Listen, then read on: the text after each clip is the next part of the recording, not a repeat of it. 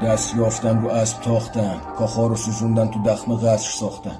اما این دفعه پیچی میگردن، لجه هم گلا رو قیچی میکردن. رسید به استخون کارد، نقطه شد قارمون تا کاسه به خبر از زنجره به حجرمون داد. هر سو به منفعت خودش مشت اون تا تو اون داد یادمون بره کی زیر مشت اون داد. توف به زندگی فقط به شرط نون، چوب چارچوبشو میکنن نردبون. تو کلا سرمون شکست آستین دستمون، اما خشم تو بیشتر اعتبار ترسمون. اینا که این موندن نفت شدن کف خاکشون، محال ممکنه کنی با نفت خامشون. هوشیارا بیدار موندن تا رفت خوابشون، ما که تو دخان فرو رفتیم برو هفت خانشون.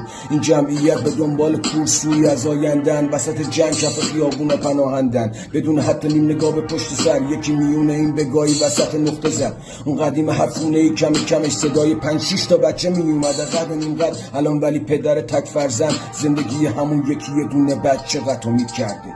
قبض رو دست و تا سر زبون، این چیزی که جلو چشم آخر زمونه. تن یخ زدم دوباره دخترت تنور، اون موقع که اینا رو گفتم کسی داوطلب نبود.